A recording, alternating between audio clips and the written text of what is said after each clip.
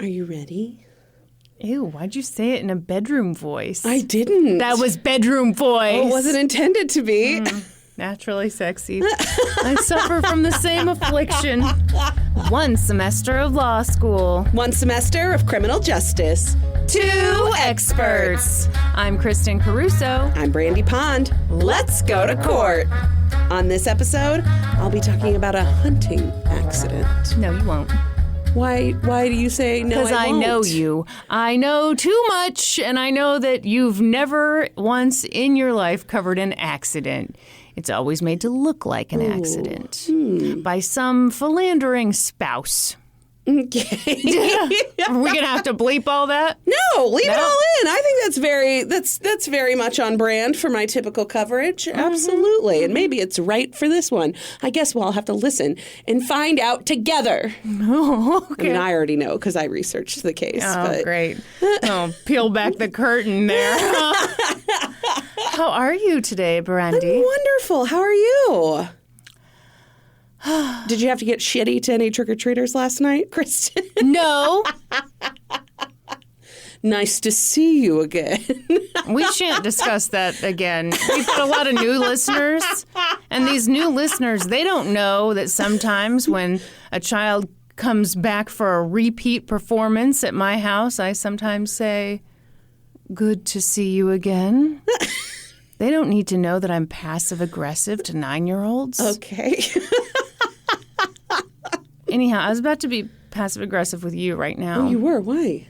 Everyone, does anyone just tell me if this sounds, familiar for your life? Like, are you ever, like, the really responsible one? Okay. And, like, no one else is responsible around you, so you just have to, like, pick up all the slack.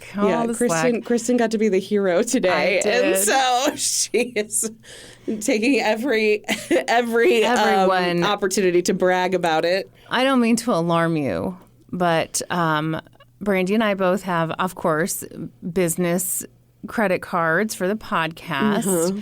And Brandi, like Mr. Magoo, like misplaced her card. Mm-hmm. Oh, my gosh. Yeah. And so it fell on me. How long did you go without a card, Kristen? Because you never opened your mail. I have ADHD. And when mail is addressed to me, it's not really for me. It's for a place on my desk, and there it shall sit. Yes, I believe that I left my card at the restaurant when we went to lunch last week.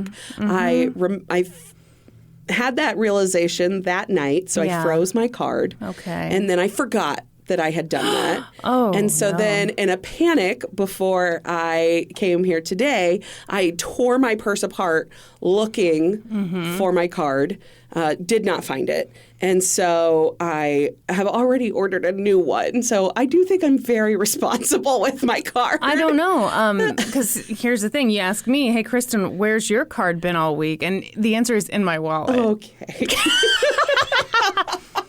Everyone, I'm very irresponsible when it comes to anything involving important papers, documents that need to be signed, anything really. So this is a big moment for me. It is a big moment. And I think we should all really celebrate this one moment right here. Okay. Because it's not going to happen again. All right. Oh, you know what we should do? What? Plug our Patreon. Yeah. What do you want to say about it? I want to say amazing things about it. Prepare to be dazzled. Yeah. Oh my gosh. 53 bonus episodes. I think there's 52. Oh, okay. 52 bonus episodes. Equally exciting. 52 bonus episodes at the $5 level or higher. My goodness. Yeah. What else? Monthly Zoom calls. Whoa. Oh my gosh. So many things happened on this month's Zoom call. We talked about a lot of stuff on this. No one has mentioned, though, that London was in the background making us fake ice cream with her ice cream stand. Yeah, she was scooping ice cream for us. Yeah, so that's the kind of premium content that we're serving up. Wow, with a cherry on top. a hard plastic cherry that you can't eat, but that looks pretty good from far away. That's our right. Patreon. That's it. Also, are you rich? Are you wealthy? Ooh. Are you part of the 1%? Well, Do you have a hot tub? Obviously. We have a hot tubbers only level. Hot tubbers only level is the Bob Moss. That's $10 a month. You get your episodes early. You get them ad-free. Woo. You get 10% off merch. That's right. Yeah. And all the stuff that those lower level people get. Okay, calm down. I have a hot tub, so I can be very condescending. I don't have a hot tub, so so you just have to sit there and take it. That's right. Shall we get started? Yeah, let's get started. Okay, couple of shout outs. First to an episode. Snapped. No, but it is an Oxygen program. Of course. Okay. My favorite Oxygen program. Oh, no. Is it that gross homicide for the No, holidays? that's not my favorite. Well, okay. Do you even know me? I mean, I thought I knew you, but then you lost your credit card. And I had to be the adult. Actually, I'm pretty sure I know exactly where it is. Okay, now the story improves. Oh, Pretty sure it's at the restaurant where we had lunch last week. we have no way of knowing.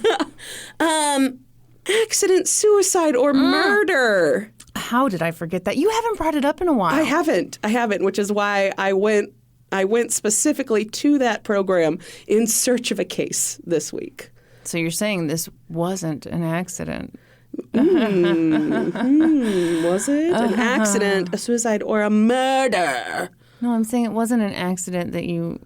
Oh, I get it now. It was such a thinker. Okay. It was... This is my It's Dixon no cider. accident that I picked this case. That's kind of what you were saying. It's definitely what I was Okay, I'm saying. getting it Everyone now. else got it right from the jump. My God. All right. Also, shout out to Eric Kaufman, Oh. who wrote an amazing piece on this case for the Mitchell Republic. Where's the Mitchell Republic? Well, this case takes place in South Dakota, so I assume it's a very small South Dakota paper. Okay. But it was an excellent piece, top notch. You know, you say top notch a lot. Do you mean it? I do. All right. Okay. I do. Very This is good. a very good piece. All right. Thank you, Eric, for your very good piece. Yeah. I don't know where the Mitchell Republic is headquartered. I'm very sorry, Kristen. Okay. Fine. It was the afternoon of October 24th, 2009, approximately 1:30 p.m., when a call came in to the Gregory County Sheriff's Office in Gregory County, South Dakota. Okay. On the line was a man who said, "Yes, my friend just got accidentally shot in the I'm on my way to the hospital, Gregory Hospital. Call them right away." Wait, call the hospital? Just give him a heads up. I'm headed that way. I think is what he was looking for. Somebody meet me at the door. Okay. That kind of thing. Okay. I believe the dispatcher then, got a little more information, figured it all out. I don't have that information Sure, available to we're me. I with only ya. heard a snippet of the call. Yeah. And that's all of it. Okay.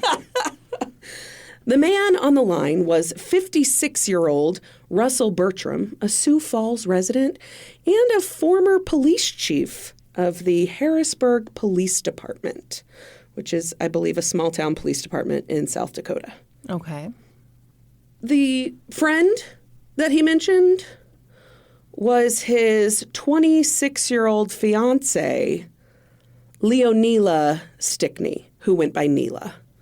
How old is he? He's 56. Oh, boy. You got thoughts already? Yes. Do you want to discuss any of them, or would you like me just to keep We going? know how I feel about age gaps. I hate them. All right. So within like 6 minutes, Russell shows up at the Gregory Hospital, and they come out and they meet him and they rush Leonila into surgery. She had taken a shotgun blast directly to the chest. How does that happen accidentally? I'm going to tell you how it Okay. happened accidentally in a moment. All right. So they rush her off to surgery. Meanwhile, the police show up and they pull Russell aside and they start questioning him about what had happened, what had led to this accident. And he said that he and Leonila had been out pheasant hunting. They'd been road hunting, which I was not familiar with. Is that where you drive along the road and you shoot out the passenger's door? You stop the car and you get out and shoot. But yes, essentially, you drive along until you see bird activity, stop, you get out of the car, you shoot, you get it back in the car. Okay. My dad used to go, I don't think he's gone in a couple of years, but my dad used to go pheasant hunting every year in like north central Kansas, like where his family's from originally. They don't do road hunting though. Like they trudge through fields for hours. They're real men. That's not what I mean. That's what I mean. It sounds terrible. All of it sounds terrible to me. Absolutely. I don't want to do any of it. No. So I don't understand how people get into it. I feel like you've got to be born into it. I agree. I was not born into it. No. I've so no why would interest in you doing ever it. start? Okay. No. Great. So Russell says that he was road hunting, that he'd gotten a couple pheasants, driven a little ways, saw some more bird activity, gotten out, shot a third pheasant, puts it in the back of the truck, and then walks around to the driver's side, and he's going to put his shotgun into the cab of the truck and rest it kind of in the passenger seat area. Where was his fiance? Happens to be exactly where his fiance Neela was sitting. Okay. So he's got a hold of the butt of the gun, which does mean that he is pointing the gun directly at his fiance. That doesn't seem like good gun etiquette. It seems like terrible gun etiquette, and we're talking about a former police chief here. Oh, I didn't even think about that. When he says that as he's doing this, Leonila grabs the barrel of the shotgun just to kind of move it out of the way a bit, and she leans to him for a kiss. No, give me a fucking break. And it was at that moment that the gun suddenly went off. And Leonila was struck in the chest by a shotgun blast.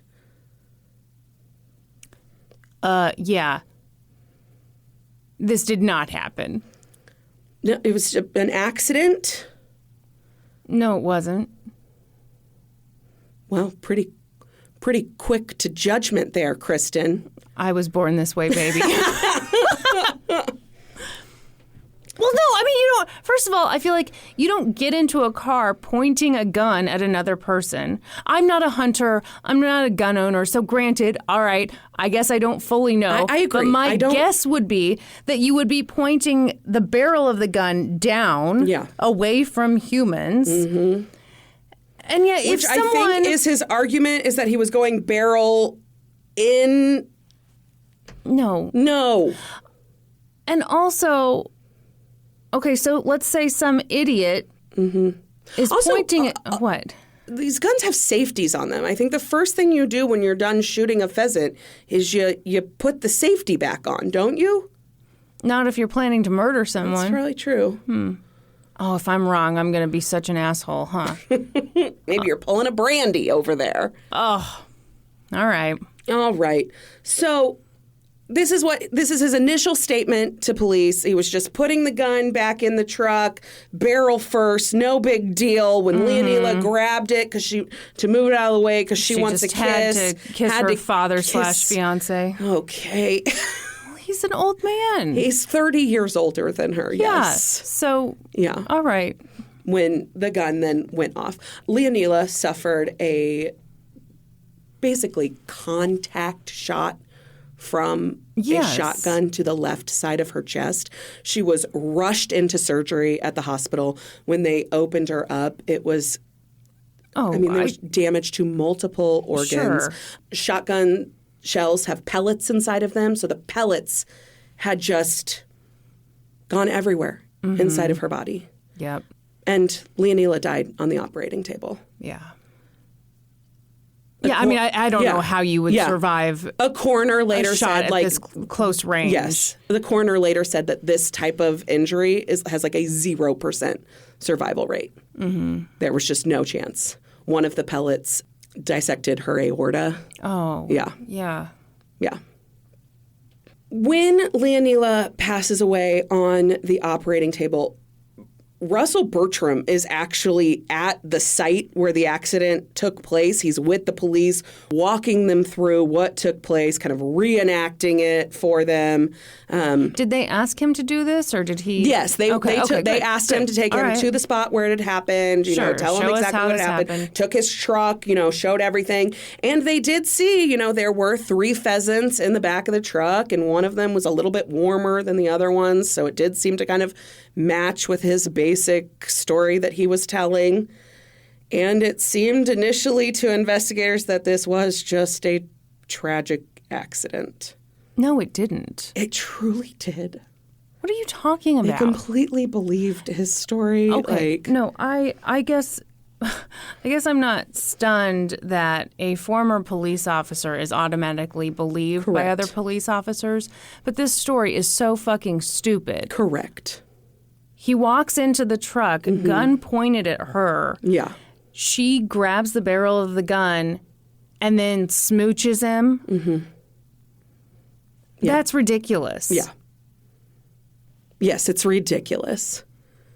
But her death was originally ruled an accident, and just a basic investigation into their relationship was done. And during that investigation, they learned more about Leonila. Leonila grew up in the jungles of the Philippines. She was raised in poverty, and she came to the United States in 2004 looking for a better life. Russell is the man's name? Correct. Russell's white? Russell is white, yes. Yeah. Yes. Yeah. Yes. And Leonila is a young Filipino woman. Mm-hmm. Mm-hmm. This disgusts me. It's horrible. These officers were...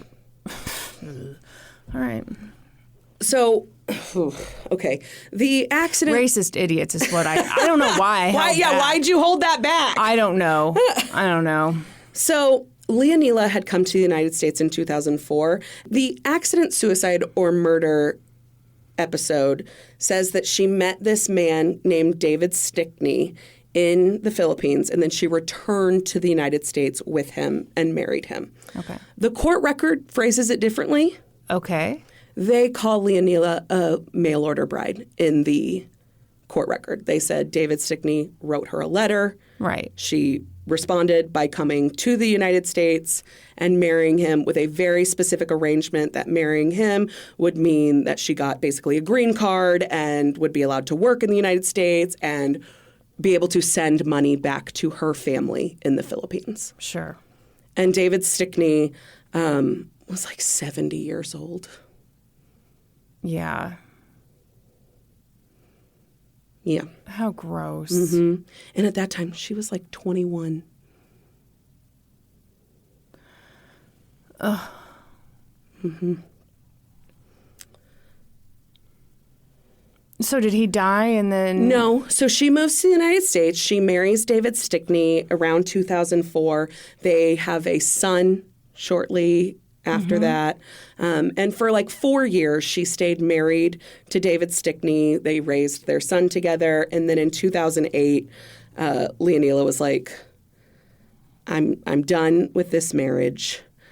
She was working at an assisted living facility, I believe, a nursing home, something of that nature, and sending money every month back to her family in the Philippines. And then by 2008, she was like, I don't want to be in this marriage anymore. So she ended up filing for divorce, leaving the marriage, and she left her son in David's care. He had custody, but she did see him regularly, came to visit. She moved out of the house. Right. And it was shortly after that she met Russell Bertram. Oh, boy. Okay. I just can't imagine how hard that would be. I can't either. You're marrying someone no one else wants to marry because you're trying to give your family a better life. Yeah.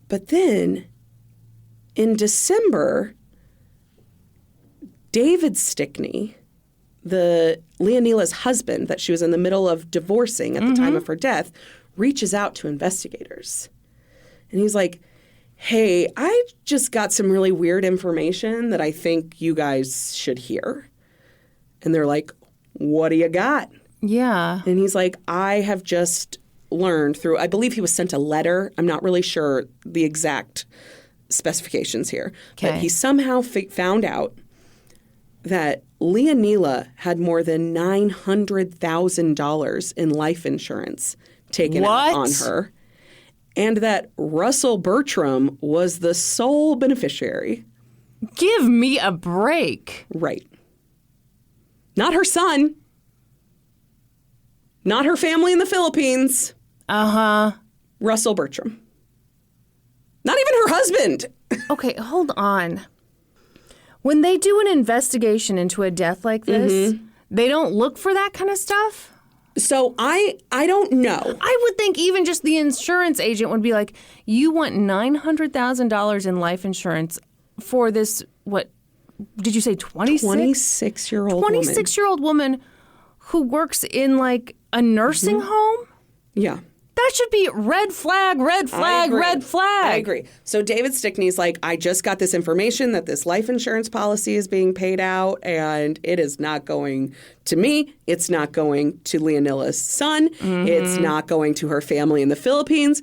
It's going to Russell fucking Bertram. Yeah, I don't think so. And so the police were like, actually, yes, that is very much of interest to us. Let's go talk to Russell. So they pull up at Russell's house, and they're like, he's got 12 hot tubs. like, did you want to mention anything about some life insurance that you may have taken out on Neela? And he's like, oh, that little policy, that old thing. So he tells them that it had been Leonila's idea of to course. take out the life insurance because she was a really bad driver. I was drinking when you said that to me. Are you kidding me? And she was really worried that she was going to get in a car accident and die. Yeah. And that her family in the Philippines would not be taken care of. So why didn't the money go to the family? Well, so she... let me guess.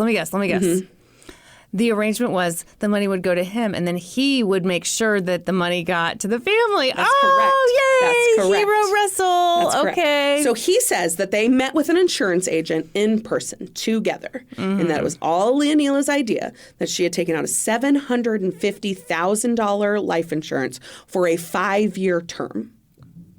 You're kidding me. That's already super fucking suspicious. We have a 26-year-old woman? Yeah. Keep going. Come on. Okay, I so want to they hear from the take life it- insurance well, okay. agent who's like, no, she actually wasn't there for this. No, so she was there for this. Okay. She was there for the $750,000 life insurance. I don't believe for a second it was her idea. No, I of course believe not. that Russell for sure took her there to do this. And then after that, he by mail took out an additional policy that was Good $20,000 plus an additional $150,000 should she die by accident. Yeah. It's all just to take care of her family in the Philippines. No mention of her son, though. Right. Honestly, though, okay, if we're going to pause, that part wouldn't be as weird to me if you've got a son with, so David was the husband, yes. If you feel like your son is definitely going to be taken care of financially, That's then true. okay, that's one thing. But you know your family in the Philippines, like they're, why did I say it like that? Philippines. If you know your family is relying on you, then Yeah. I could see. Sure. Not. That does make sense. Absolutely. I don't understand why you'd have your new boyfriend as A fiance. Oh, excuse me. Fiance. Fiance. Yes. All right. Anyway, I hate this. Okay. So he tells him, yeah, it's her idea. Got it together. I'm just supposed to distribute the money to her family, you know, in the event of her I'm death. just the good guy here. That's right. Just me, good guy Russell. And no, Brandi, I am going to freak out. the investigation kind of stalled for a little bit after that. That is, fire everyone. Yeah. So nothing happens after this sit down with Russell when they talk about the life insurance. I don't fucking know. Because he was a former police chief? Probably. Yeah. Because this is rural South Dakota and they're like, we know you. I hate this. So then, like a month later, police go back and talk to David Stickney again because he's like, what's going on with this? Is nothing happening here? Right. And they're like, well, we don't really have that much to go on, you know. Well, what doesn't more seem do like you need? you know, it's kind of been ruled Is common sense it's a been factor? ruled an accident at this point, so there's no reason to continue investigating. How about $950,000? Was that the number? I mean, it's like $920,000, but yeah. All right, excuse me. Yeah. $920. Yeah. In the event of an accidental death. Yeah, and look at that. $770 in the event of a unnatural, or in the event of a non-accidental death. So they go back and they talk, because David Stickney's like, I'm sorry, what's happening here? Like, there's nothing, I haven't heard anything else about the life insurance. Like, I'm very concerned about this. Where are we going with this? And they're like, well, you know, it's kind of just been ruled an accident, you know, la-di-da, whatever. And they're like, and he's like, okay, so you've talked to Russell Bertram? And they're like, oh, yeah, you know, he's very forthcoming. He's very cooperative, you know, whatever. And then he's like, what about Nathan Meter? Have you talked to Nathan Meter? Who's Nathan Meter? And that's exactly what they're saying. They're like, who the fuck is Nathan Meter? And David Stickney tells him that was Leonila's boyfriend at the time of her death. Oh. And so they're like, you don't say. We haven't heard anything about this gentleman. And so in January of 2010... Well, they might have if they'd investigated, but... Might have, yeah. So in January of 2010, they go sit down with Nathan Meter. And he said, yeah, I've been dating Leonila for about 3 months. Mm-hmm. Things got, you know, pretty serious pretty quickly. We really hit it off. How old is Nathan? That I don't know. He looks considerably younger than both David and Russell. Yeah. But still much older than Leonila. Yeah. I would guess he's in his 40s. All right. But I don't know that for sure. Okay. And he said that Leonila had just kind of stopped talking to him out of nowhere. And they're like, what do you mean? And he's like, well, she told me that she was pregnant at the end of October, like October 22nd. She told me she was pregnant, that she was pretty sure that it was mine. Yeah. But that she needed some time to kind of think things over and decide what her move was going to be. Yeah. And so she asked me to give her a little bit of space. And so I did.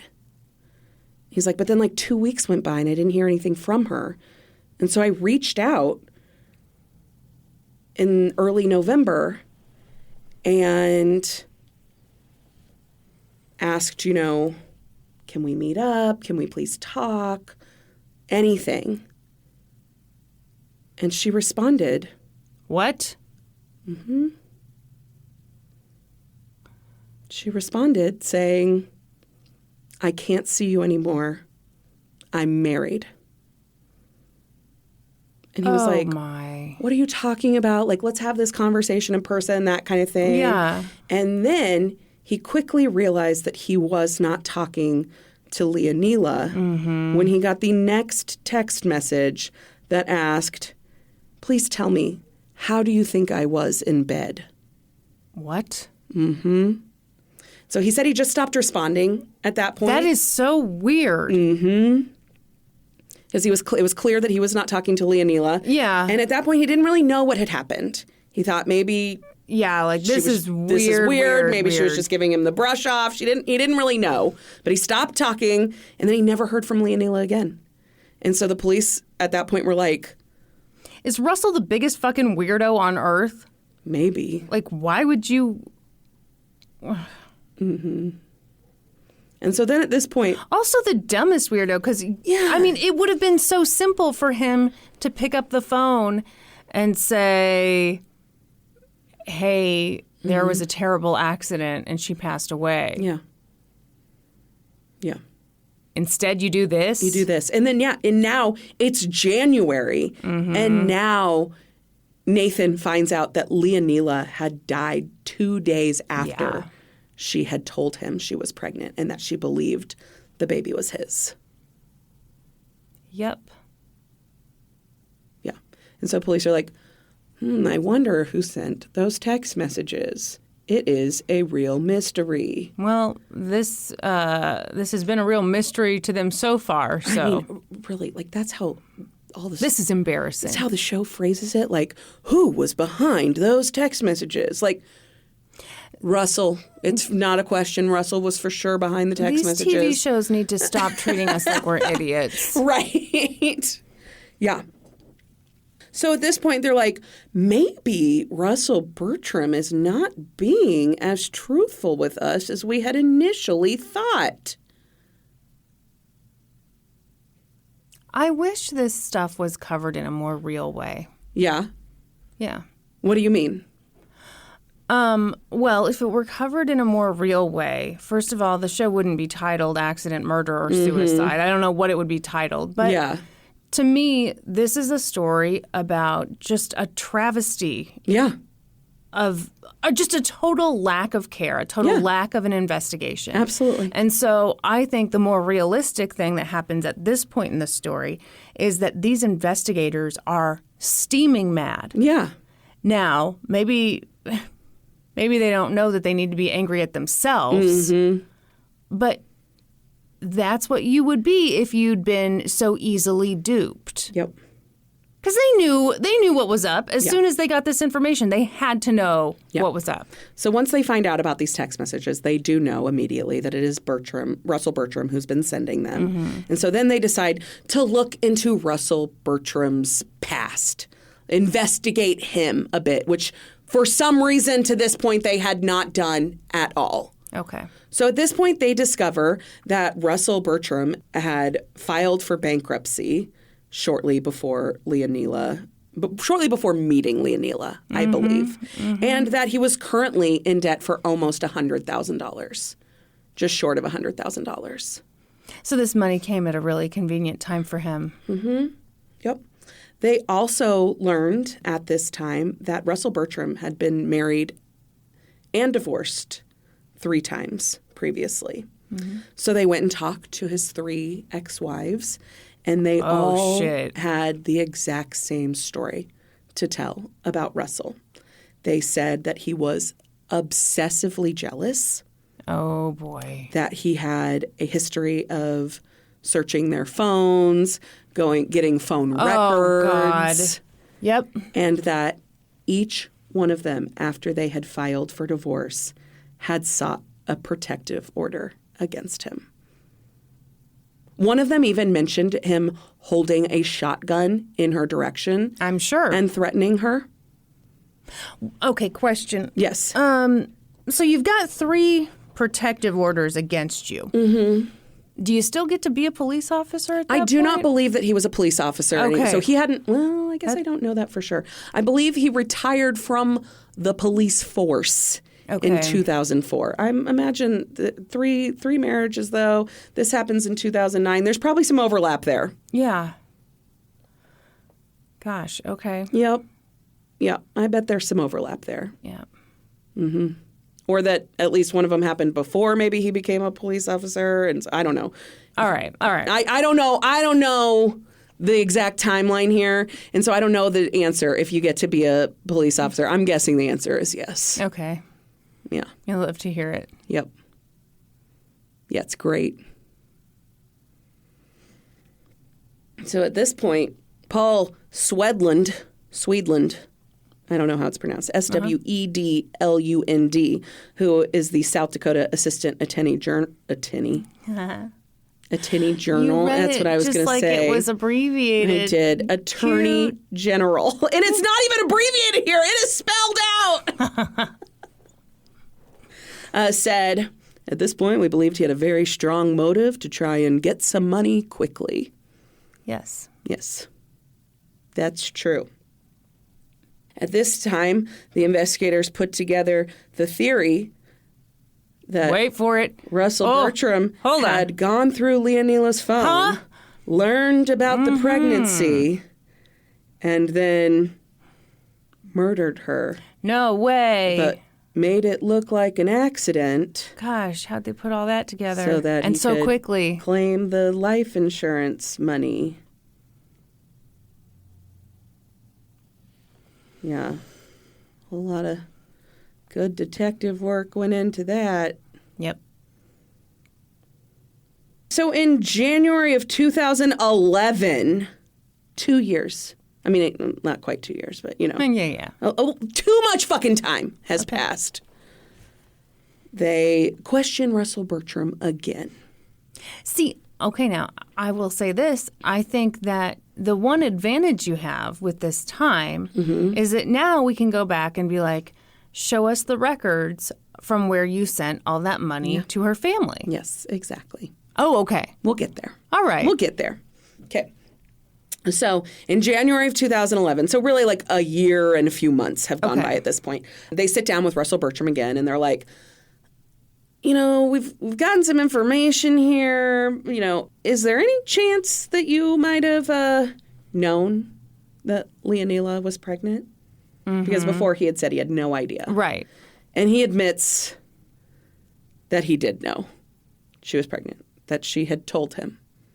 That's very interesting. I wonder why he admitted it then. Yeah, I don't know. And at that point, he also admits to sending the text messages to Nathan Meter. I mean, you kind of have to. And he said he just wanted to be sure that Leonila had been seeing someone else. He wanted confirmation that she'd been unfaithful. And that's why he sent those messages. All right. And again, nothing fucking Brandi. happened. Brandi. Nothing happened. Nothing. Months went by. In October of 2011, nothing even like with the fucking criminal case happens. This is a civil suit is filed. In October of 2011, a civil suit was filed in regard to that $900,000 of life insurance. Yeah. That was in Leonila's name. So David Stickney filed that suit. And kind of for him and for Leonila's estate is how it was said. So he wanted a portion of that money to go to her son and a portion of that money to go to her family in the Philippines. He wanted Russell Bertram to get none of it. Right. And so this kind of went on for a little ways. It ended up not going to trial. They settled before it went to trial. And they determined that Russell Bertram would get to keep like $300,000 of it, but that was specifically supposed to be distributed to Leonila's family in the Philippines. And then the rest would go to David Stickney's son, Leonila's son. Yeah. It's a little bit confusing to me how the breakdown goes, but a portion of it was supposed to go to Bertram, and he was supposed to distribute that to Leonila's family, and then the rest of it goes to Leonila's son.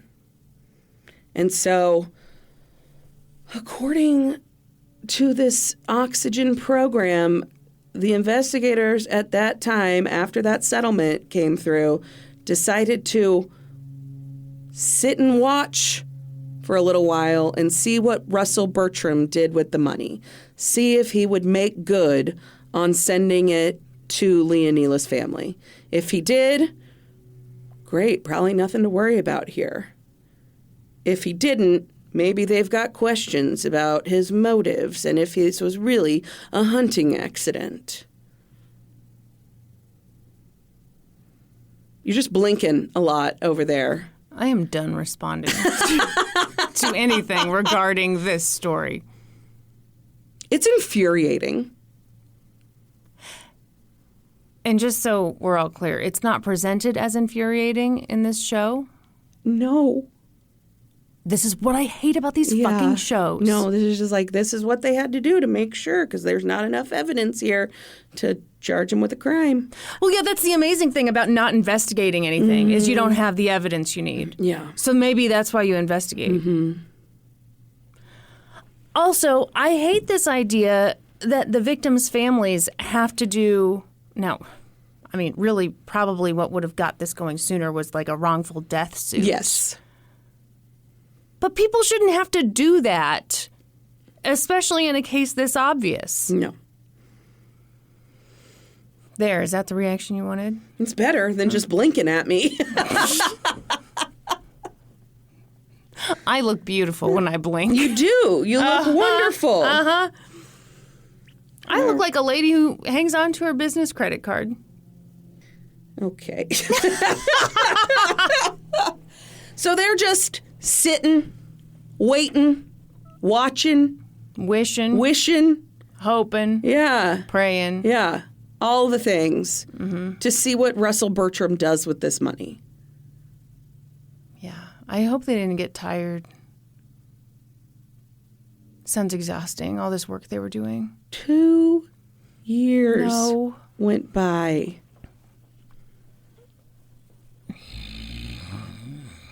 And then, I don't know, in September of 2013, one of the investigators on the case gets a little wild hair up his butt and he decides he wants to go talk to Russell Bertram again, maybe follow up, see if he sent any money to the Philippines. I don't know exactly what he was planning to do on this particular day, but he went to Russell Bertram's house in Sioux Falls, South Dakota, and he knocked on the door, and boy, was he shocked as shit when Leonila's sister answered the fucking door. Oh, my God. Her name's Melissa Del Valle. Oh, my God. And she was Russell Bertram's new wife. Yeah.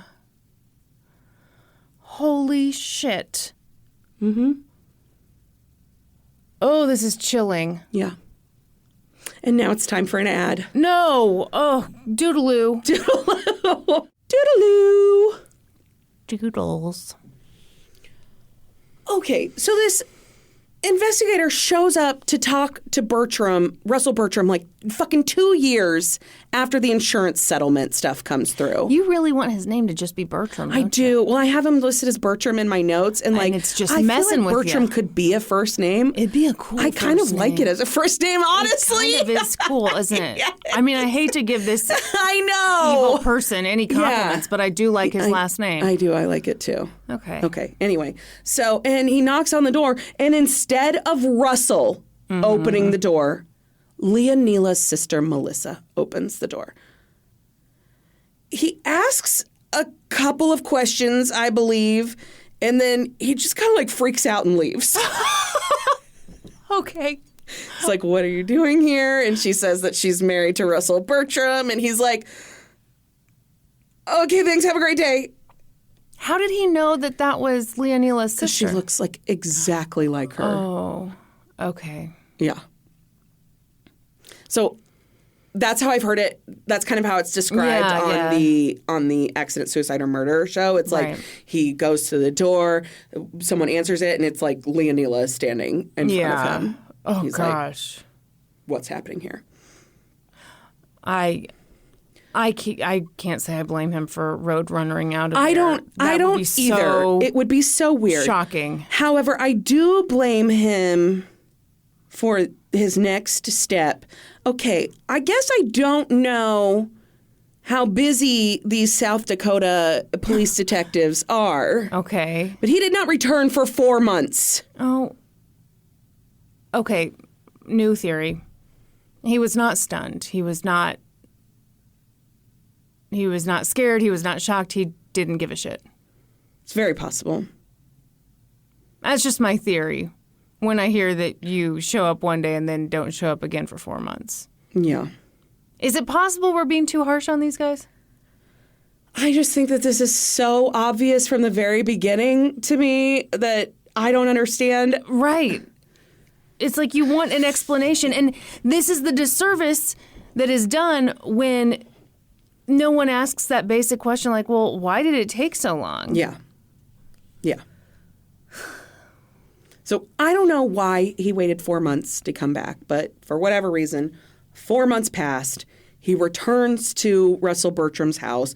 Melissa is there, and she explains to him that Russell had reached out to the family after Leonila's passing and that she had started communicating with him and they'd grown close during that time. And so in July of 2013, they'd gotten married and she'd moved in with him. Yeah. So she had married Russell like 2 months before the detective originally showed up on the doorstep. Yeah. Again, nothing happened with this. More time passes. I truly do not understand the timeline in this case. Did they look into whether he had sent the money to the family? So it did seem that he had been sending some money. I don't think they learned this until later. Uh-huh. He had been sending $200 a month to her family in the Philippines. Good God. Which was less than she was sending when she was working right at the nursing home. And then he's gotten this insurance payout since then. Mm-hmm. I thought the whole point in waiting was to find out what he did with the money. Right. So if he's just sending $200 a month, we know he's up to no good. Mm-hmm. Also, are we worried about this new wife of his? Evidently not. Apparently not. Mm-hmm. They talk to Melissa the second time they come. She says they grew close while they were communicating with the family. Some more time passes. Finally, it's like January of 2014. They question Russell Bertram again, and his story is the same. He says, yes, I did look through her phone. Yes, I knew she was pregnant, all that stuff. And at that point, they're like, oh, gosh, maybe he did kill Leonila.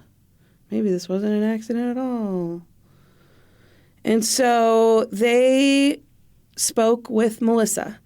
There was no rush, though. They did not sit down with her until August of 2014. Mm-hmm. I hate everyone.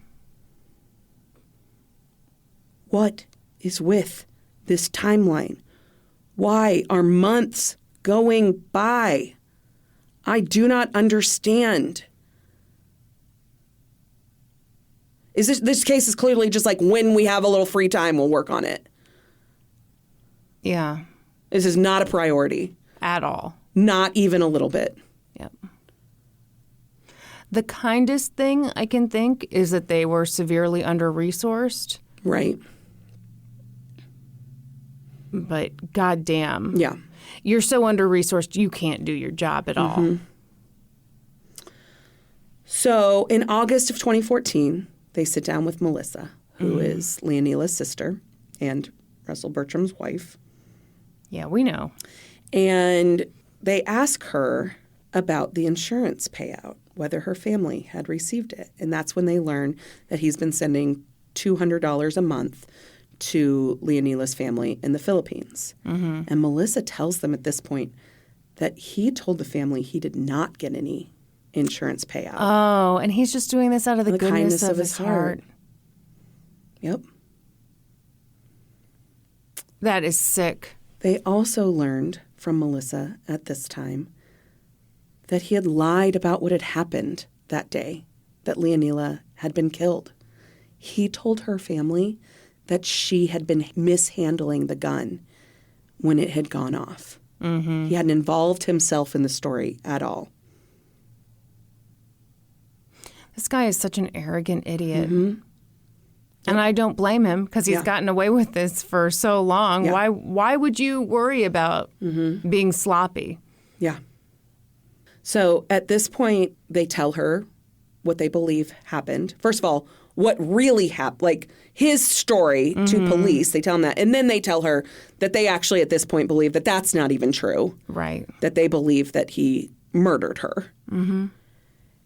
And Melissa says that she wants to help them in the case. She wants to testify to whatever they need her to testify to. She wants to file for divorce. She wants out of this marriage. And she does eventually file for divorce, and she lists the reason as cruelty. Yeah. Yeah. On the show, Accident, Suicide, or Murder, she is interviewed, and she said when she learned all of this information, that she'd been lied to, that their whole family had been lied to by Russell, and that she was married to this man who murdered her sister. Yeah. She said, I didn't want to see his face again. She said, but I have to be strong for my sister because I want to give her justice and also for my family. And so that's why she agreed to testify and do whatever she needed to do to bring justice for her sister. Yeah. That's incredible. And so finally, on September 8th, 2015, Russell Bertram was arrested and charged with first-degree murder. 6 years after Leonila was murdered. Yeah. And his case went to trial in September of 2016. The trial opened on September 14th, 2016, and the prosecution laid out their case to the jury. The assistant district attorney, I only have his, Swedland. You know that guy, Swedland? Uh-huh. Remember him from earlier? We remember. He argued the case along with a fellow assistant attorney general, Michael Hansen. They told the jury that Russell Bertram had killed Leonila to collect more than $900,000 in life insurance money, and that his motive was that money and jealousy over the unborn child that she was carrying. Yeah. They talked about the individual policies. One of them was the $750,000 that it does seem like Leonila was somewhat involved with taking out. She was at least present when it was taking out. She was aware of it. But then there was the additional $20,000 policy that was taken out by mail with the $150,000 rider if she died in an accident. Yeah. They told the jury that Russell Bertram took a bet with the insurance company that his fiance would die in a car wreck. Like, that was the point of this policy initially, was that he really thought, like, she dies in a car wreck, I'll get this huge payout. And then when that didn't happen, he killed her. Okay. They told the jury that Russell Bertram had changed his story from interview to interview. Initially, he had said, you know, he didn't know she was pregnant, and then later admitted that he did know, and that he'd found out just 2 days before she'd been killed. Yeah, before he'd killed her. Yes, exactly. And that, you know, there was changes and conflicting reports throughout the whole thing about how the gun was handled, how it went off. Like, little details had been changed throughout his multiple interviews with police. They also questioned why Russell Bertram hadn't had an ambulance come for Leonila, why he'd driven her to the hospital himself. It was about a 6-mile drive from where the shooting had taken place to the hospital. And they said that, you know, he had called 911, but they had asked him if they wanted to dispatch an ambulance. And he said, no, I'm on my way to the hospital right now. I actually don't think that's that weird. I don't either. I think especially if you've been out hunting, you might be on a road that's a little hard to find. Exactly. And if you know your way around, and I assume a former police officer has some training in defensive driving. Yeah. I mean, I totally understand feeling like, well, no, I'm going to take my chances. I'm going to drive straight to the hospital. Yep. They also talked about how his demeanor following the incident had been quite stoic. He'd been unemotional. Again, I don't really think this means that much, but it's something that they, you know, like to bring up at trial. Okay. For their part, the defense said that some of the details in the case might point out that, you know, Russell Bertram might have been a bit immoral, but didn't prove that he was a killer. That's my favorite thing that the defense does. They're like, yeah, maybe he was kind of a shitty guy, but he didn't kill her. Okay. Except the stuff about texting her ex-boyfriend, giving different stories to her family, having this insurance, like, no, that's so much more than immoral. That's clearly your motive and covering up. Correct. It's really all we need. You're really reading too much into that, Kristen. You're not reading enough into it. This is just, he's not a perfect guy, okay? All right. Yeah, that's true. Did he visit a couple of sex workers shortly before Leonila died? Yes. Does that make him a killer? No. Well, that's not what we're saying. No, I know, but these are the things that the defense brings up as well. But that is so funny to me. That the defense would be like, hey, it's not this thing over here. And it's like, no one's saying it's that thing over here. Did he send some pretty sexy emails to a few women? Maybe. Well, let's lock him up for that. I'm sure they were disgusting. Can you imagine? He's just an immoral dude. He's not a murderer. Okay. I do it's just not funny, haha, but funny to me that, like, this man who is, like, they uncovered this stuff in the course of the investigation that he had, frequented a sex worker a couple times, like, while he, prior to Leonila's death. He was messaging multiple women online, like, but he's worried about her cheating and all of his other wives cheating. Like, that's the way it is. I know. Yeah. Yeah. Yeah. Hey, heads up, everybody. Yeah. If your significant other is constantly worried about you cheating and all that, maybe they've got stuff going on in their own lives. Maybe. But the defense did point out that Russell Bertram, super cooperative during this whole thing. Well, yeah, that's part of the act. Also, they got this. The defense was super pissed about this. Okay. Russell Bertram took 2 independent polygraph tests. Passed them both. Well, yeah, you'd better. If you're a fucking former police officer, you should know how to pass a polygraph. And then the judge wouldn't allow them in. Well, yeah, they're never admissible in court. Obviously, idiots. Yes. Don't pretend you're upset. If you're really upset, then you're a terrible defense attorney. Yeah, so he took 2 independent polygraph tests, passed him with flying colors, if you can believe it. I can believe it. Yeah. And that's part of the reason why those things aren't admissible in trial. Exactly. And so, the defense wanted them in, which is typically the opposite argument. Typically, it's the defense is the one who's arguing that they can't be let in, whatever. And they're just not admissible. No. So, whatever. Yeah, they wanted an exception. They wanted to be able to bring these in and look, see, he's told the truth this whole time.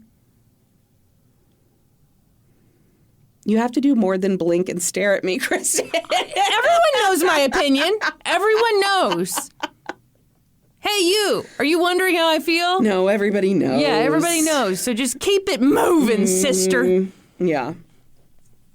The defense said that the Gregory County Sheriff's Office thoroughly investigated the incident and then had made the decision not to arrest Russell Bertram.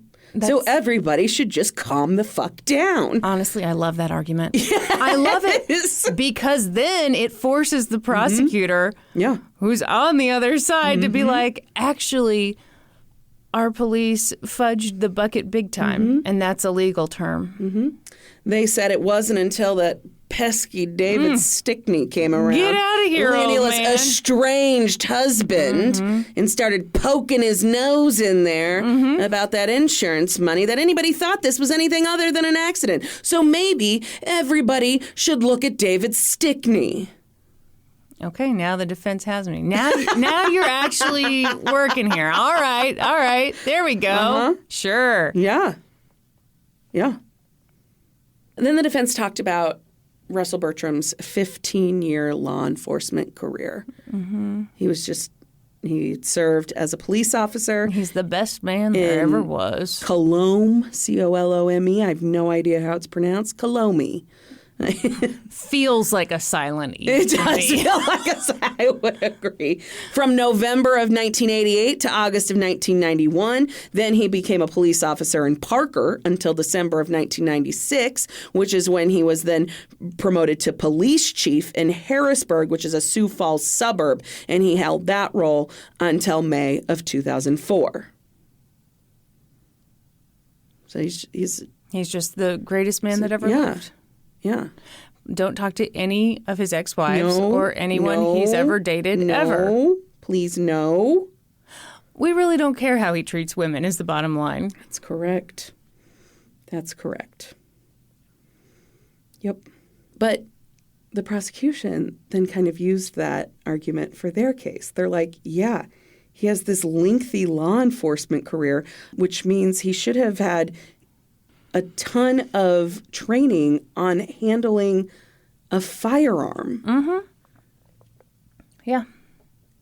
This should be the man who's teaching classes on firearm safety. Right. Yet he loaded his weapon barrel first into the car without the safety on and just accidentally it went off. Yeah. Weird. So that's kind of how the prosecution closed up their case, was pointing out, like, sure, let's talk about his experience as a law enforcement officer and how it makes no fucking sense that he would mishandle a firearm to this degree. Right. They said Mr. Bertram had 900,001 reasons to kill. And that was what they left the jury with. Yeah. In the defense's closing arguments, they urged jurors to find Russell Bertram not guilty if they felt any hesitation. Okay. Much like the Gregory County Sheriff's Office had felt when they declined to press charges initially. Yeah, you're in good company here. Mm-hmm. Yeah. Mm-hmm. They also said, in regards to Russell Bertram repeatedly changing his story over the course of this investigation, they said, you know what? 1,542 days passed from the day of the shooting to the day of arrest, I believe. Right. And so, sure, during that time, makes sense he might forget a few details, maybe flub a few facts here and there. You know what? I agree with that. Yeah. You know what I don't think is a fact you would flub? Whether or not you knew she was pregnant. I would agree. I think that. you would remember that. I think you'd also remember how she died. Yes. So you wouldn't give a different story to her family. Yeah. Yes. I would agree with that as well. Uh-huh. Anyhow, any hooters, what happens next? He's guilty. They finished by saying, this isn't a morals case. This isn't a negligence case. No one's saying it is. This is a murder case. So, sure, he might have been negligent in his handling of the gun. He might have been a real dick with no morals. Guess what? Collect all three. You can be all three. We've got a total shithead here. Yeah. Yes, the jury found him guilty. Yes. But they did present that defense attorney with a certificate. They did? Yeah. They liked his argument? It was a valiant effort. I gotta say. Yeah. It's a pretty good... I think in a situation like this defense attorney was presented a pure shit sandwich. Yeah. He went out there, did his best. Yeah. He had to know it wouldn't be good enough. Yeah.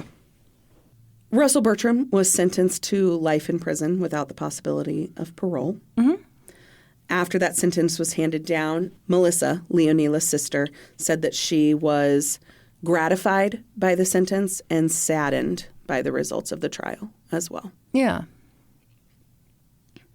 She said, justice prevailed, but I am also saddened to find out that my ex-husband is responsible for her death. Yeah, how do you cope with that? How? My God. How?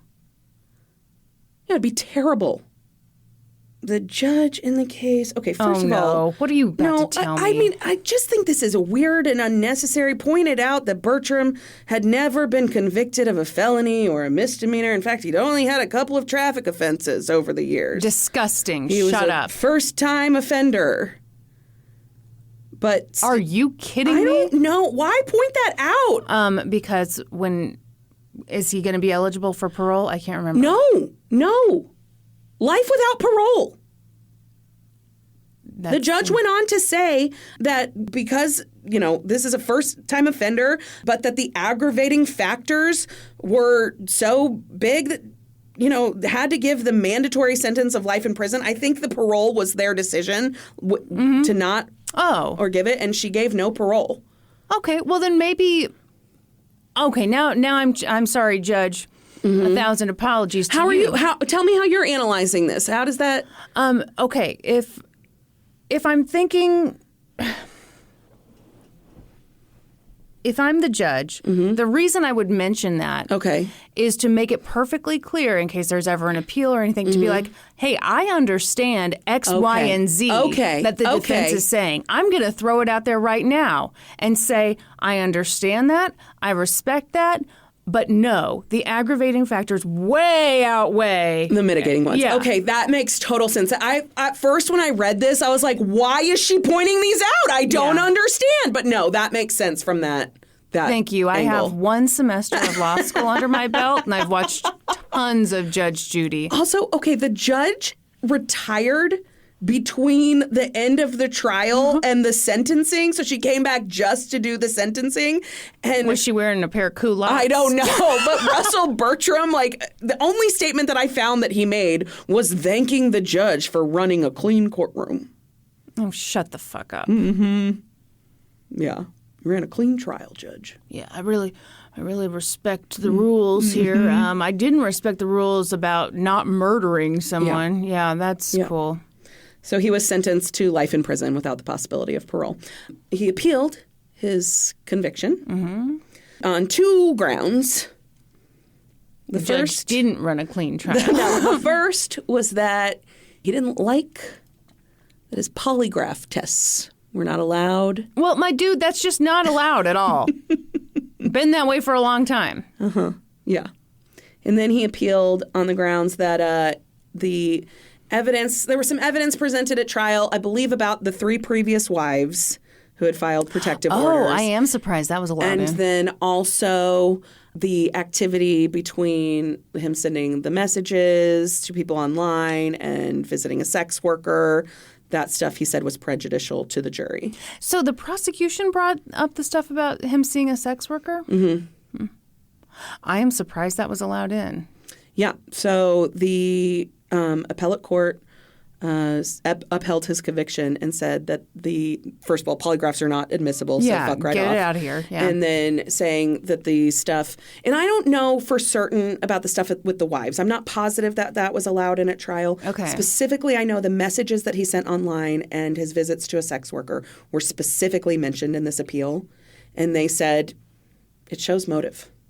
Okay. And so they said it was I don't think that visiting a sex worker shows motive, but all right. I agree. I don't think it shows motive Why either. didn't you read us the sexy messages he sent? I didn't see the sexy messages. I wish I did. The sexiest message that I saw that he sent was the one that he sent to Nathan Meter asking, when he was pretending to be Leonila, asking if she was good in bed. Gross. Yeah. Okay. Yes. I'll let it slide. Okay. But know that I don't like it. Okay. I want to hear that's wonderful. A gross old man's attempt at a sexy message. I don't want to hear it. You got to find the fun somewhere. I don't want to hear it. Okay. So Russell Bertram remains in prison, and he has no possibility of parole. He is 71 years old now, I believe. I just looked him up today. South Dakota inmate locator. He's still there. Okay. Holding strong. Holding strong. Strong. Not straw.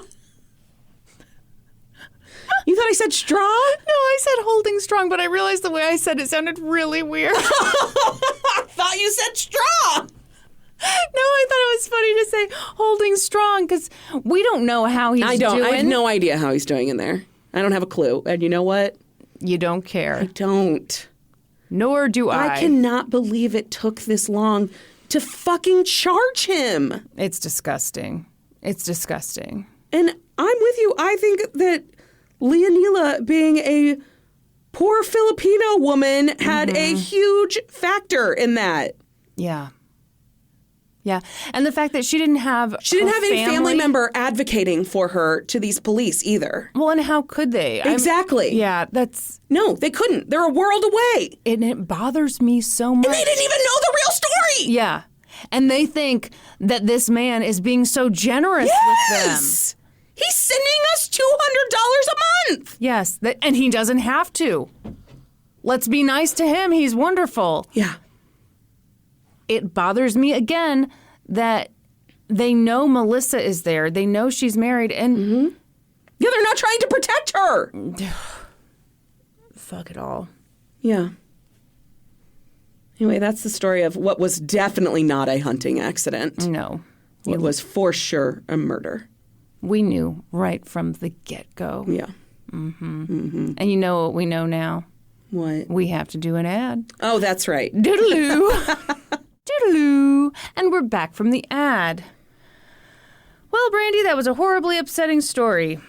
I know. And all I can do is look away from you. Okay. And look to our Discord. How do you get in the Discord? You sign up for our Patreon at the $5 level or higher. At that level, you get way too many bonus episodes to listen to. You'll be busy for days. And you also get into the Discord where you can chitty-chat the day away.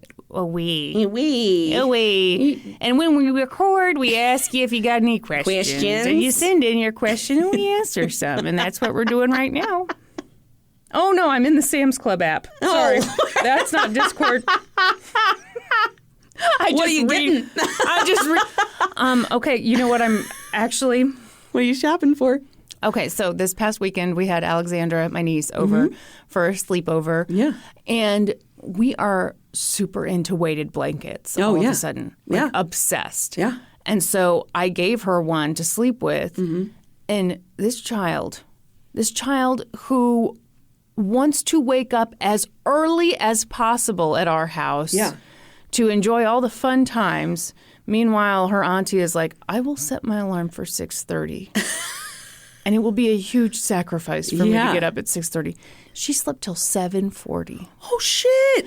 And she told us that morning, she was like, for Christmas, I want a weighted blanket. Yeah. And I thought, I will also get you something a little fun. But also, the weighted blanket. I love that that's what this amazing, little girl wants for Christmas. So anyway, that's what I was shopping for, if you must know. I must know.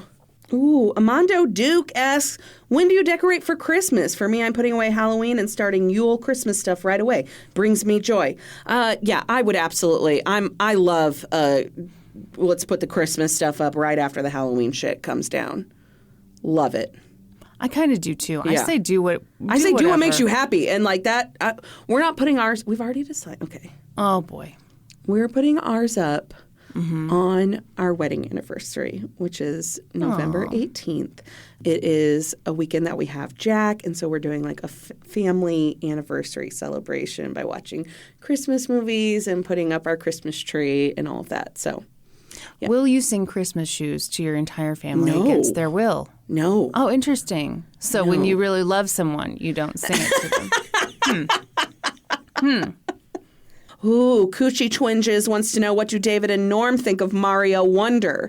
Okay, here's what I know.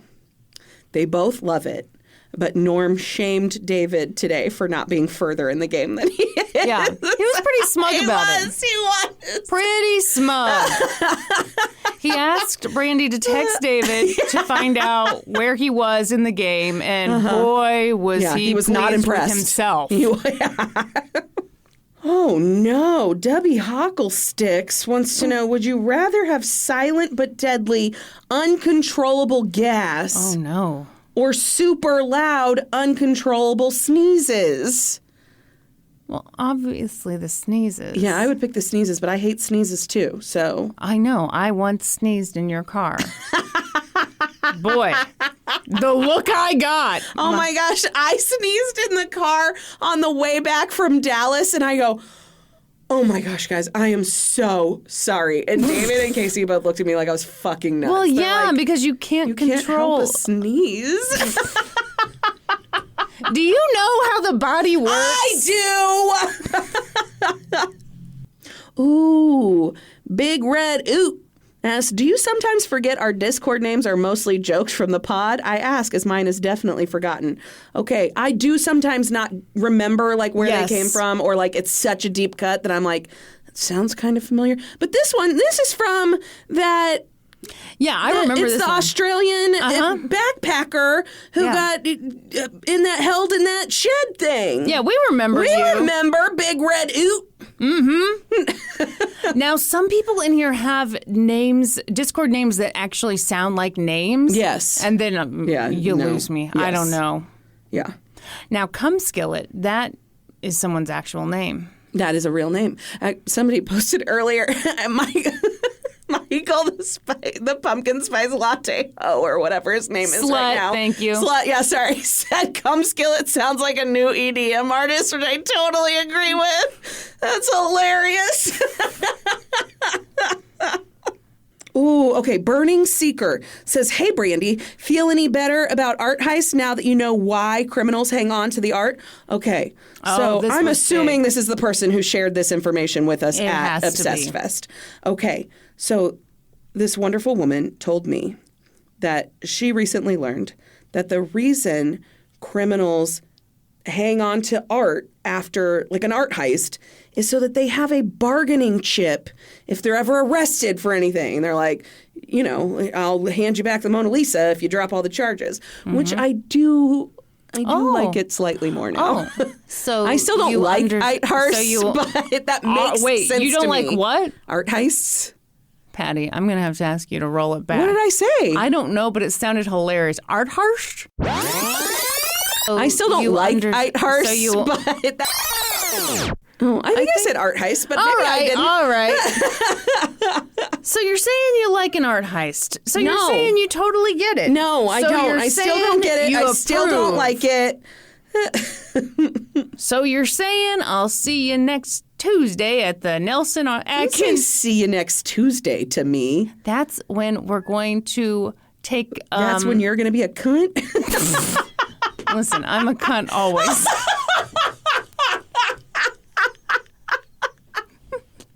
I don't need a special day of the week to trot this personality around. No, I'm trying to arrange an art heist. Oh, we're arranging an art heist at the Nelson next Tuesday. Yeah, the Nelson Atkins Art Museum. Look out, folks. Mm-hmm. You know what we're going to do? We're going to take the Van big Gogh. Shuttlecock.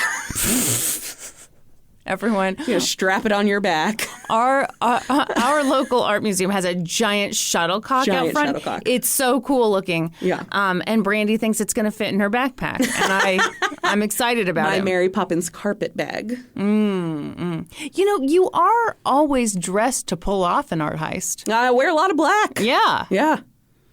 Yeah. I need to get one of those eye mask things.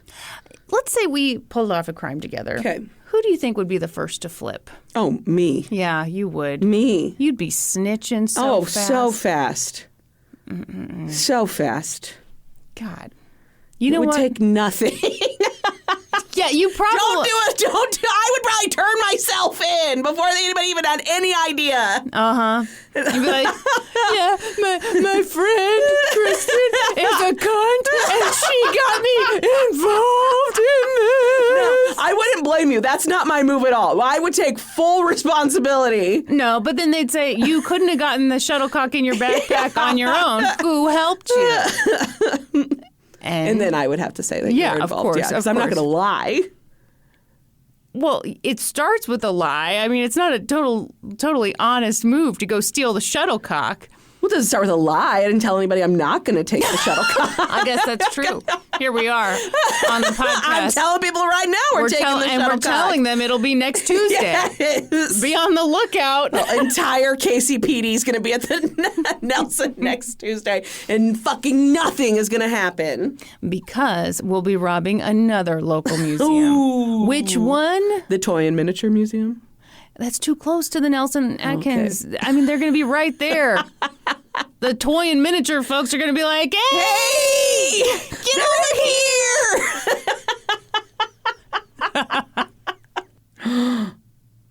Oh, no. What? Unapologetic Disney adult says, in episode 2 of the pod, Kristen said she would know women were equal when pads and tampons were free in bathrooms. Did you know that they are free at Disneyland? Good, they should be. Yeah, absolutely. Why are you saying, said, oh no? Welcome to Utopia. Because you don't like Disney adults. Disney is giving away free... never mind. That's fine. Okay, I can great. disagree with Disney adults, but I think that the adults who go to Disney or, whatever, should be able to get free tampons. Wonderful. Yeah. Yeah. This is my opinion. Okay, great. Ooh, Grandma groans a lot. Asks Brandi, were you initially worried about introducing David to Kristen and Norm? Since you guys are so close, were you worried they wouldn't like him enough to hang out all the time? Oh. Uh-oh. She's making a face. Because I have a very honest answer to this. Let's hear it. But it's not nice, and that's not my favorite thing. But I'm going to say it anyway. Okay. No, not at all. Because David is amazing and has always been amazing. And Kristen and Norm were willing to hang out with my ex-husband, who was not. So...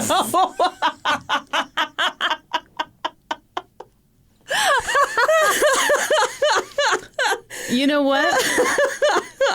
Sometimes the honest answer isn't always the nicest answer, and that's okay. Yeah. It does make you a cunt, though, so I'm sorry. That's fine.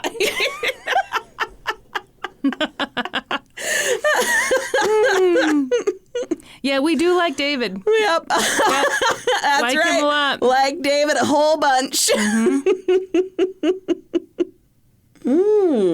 Sapphire Tulip wants to know, if you could smell any famous person's house, whom would you choose? Smell anyone's house? Two popped into my head immediately. One popped into my head. Okay. I want to smell Oprah's house. Oprah's mine too! Really? Yeah, she's one of mine that popped in my head. The other one? Who? Jennifer Aniston. I bet her house smells amazing. Okay. Yeah. That's really weird that we both wanted to smell Oprah's house. I just feel like Yeah. it's got to be great, right? It's got to be amazing. It probably smells like no other place you've ever been in your life. Mm-hmm. It probably for each person smells different. It's just like each person's favorite smell is just piped in. Yeah, that's totally reasonable. Yeah. Should we do one more? Yeah, you got a good one? No. Okay. Ooh, Richard in Balls wants to know, what's your go-to low-effort meal? Mine is a bean and cheese quesadilla. What's your go-to low-effort? Oh, you've got one, I can tell. You're nodding. You're like, yep, I'm picturing it right now. Mm-hmm. Yeah, we make lazy nachos. How do you do that? You're not going to approve because there's no queso. I know what you do. Yep. You throw a bunch of chips but on a sheet pan. You put shredded cheese. Whatever fixins, you put that in the oven. Well, I just do them in the microwave usually. Oh, my God. Also, here's the secret. You don't just use tortilla chips. What do you use? You use Doritos. All right. Boy, what a sad answer my to favorite that is question. when you do them with the Cool Ranch Doritos. Oh, God. Brandy's delicious. This is sadder than an SPCA commercial. Oh, my. What do you got? What's your low-effort meal? Eggs. Yeah. With some veggies. Like, that's... Yeah. That's... See, you're looking at me the way I was looking at you. You microwave Doritos, ma'am. Yeah, it's delicious. Look in the mirror. Doesn't that affect the crunchiness? No, they stay very crunchy. How is that possible? How long are you zapping those things? 30 seconds, just enough to melt the cheese. Okay, all right. You don't need to heat the Doritos up. Well, I don't know how gooey you like your cheese. Just melted. All right. And you dip it in some salsa. David does sour cream. I don't fuck with sour cream. I know you don't. Yeah. Also, David and I have different methods. He drizzles his salsa across the top. Yeah, that's the way to do it. No, I dip. Okay. I dip as I go. I need to control the sauce level. Yeah, that's that's the worst thing I've ever heard. And on that note, should we move on to Supreme Court inductions? Yes, we shall. To get inducted on this podcast, all you have to do is sign up at the $7 level or higher on Patreon. And this week... we are continuing to read your names and your first celebrity crushes. I know that was difficult. I almost said this month, and I was like, wait, no, we don't change it up every month. And then too much time had passed. Uh-huh. Honestly, sure. I blame you because I was still thinking about those microwaved Cool Ranch Doritos. So I knew. I've been eating that in secret because I knew you would not approve. As if I'm going to pop over and be like, wait, what the hell's happening? Pop in, I've got my lazy nachos. You're like, what is happening here? I'd just take the kids. Like, come with me. Oh, God. All right, let's do some Supreme Court inductions. Yep. Nina. Jason Bateman. Lauren Savage. Ryan Reynolds. Amanda Hillman. Christian Bale. Claire Webb. Orlando Bloom. Chrissy Schutzer. Jensen Ackles. Nikki. Nicholas Hoult on Skins. I didn't know Nicholas Hoult was on Skins. I don't even know what Skins is. It was a show. Well, yeah. Back in the day. Pretty provocative show. I believe it aired on MTV, but it may have been like a remake of a British show now that I'm saying it. I don't know. Nicholas Hoult, I know from the little kid with the bangs in some movie about a boy, maybe, is the name of the movie. And he was also the zombie in Warm Bodies. All right. Well, I didn't understand. You don't know any of those things. 3/4 of the words that came out of you just then. Let's move on. Laurie B. Patrick Stewart. Aliva. Matthew Lawrence in Jumping Ship. She says, has anyone seen this? It's a really good Disney movie, and the Lawrence brothers were prolific on the Disney Channel in the 90s. I bet David and Norm have seen this. David and Norm are weirdly obsessed. Well, no, we're weirdly obsessed with Disney movies. Disney originals. They fucking love Disney originals. We've tried to get them to start their own podcast Yes. about it. They're convinced there's not an audience. Yeah. I'm convinced there are Disney adults out there who would love it. Claire Fishman. Patrick Dempsey. Megan. Justin Bieber. Danielle. Jensen Ackles again, my goodness. Haley. Taylor Lautner. Matilda Cheesecake. Oh, Lance Bass. You ever heard of that guy? I have. I'm familiar. Candace Valencia. Bob Dole. Bob Dole. Candace. Candace, explain yourself. Michelle Sparks. The Studley Skater Boy in the movie Brink. Welcome to the Supreme Court. Wow, wow, wow, wow, wow. What do we say after we do the Supreme Court inductions? I say thank you everyone for all your support. Yeah, I was waiting for it. I don't know, like my brain froze. I was like, I usually say stuff here. Why aren't you saying stuff? Say the stuff. Mm-hmm. Thank you everyone for all of your support. We appreciate it so much. If you're looking for other ways to support us, please find us on social media. We're on Facebook, Twitter, Instagram, Patreon. Please remember to subscribe to the podcast wherever you listen. And then head to... What? Subscribe wherever you listen. And then head to Apple Podcasts. Leave us a 5-star rating and review. Then be sure to join us next week. When we'll be experts. No, when you'll be an expert. Oh, you God fucked up too. You know what? Hey, guess where my podcast credit card is? In my wallet. When I'll be an expert on a whole new topic. Podcast adjourned. And now for a note about our process. I'm not on that page. I'm so sorry. God. I'm so sorry. The microwave nachos have gone straight to our brain. I copy and paste from the best sources on the web and sometimes Wikipedia. So we owe a huge thank you to the real experts. I got my info from an episode of Accident, Suicide, or Murder, a piece for the Mitchell Republic by Eric Kaufman, People.com, Oxygen.com, The Washington Post, and The Court Record. For a full list of our sources, visit lgtcpodcast.com. Any errors are, of course, ours, but please don't take our word for it. Go read their stuff.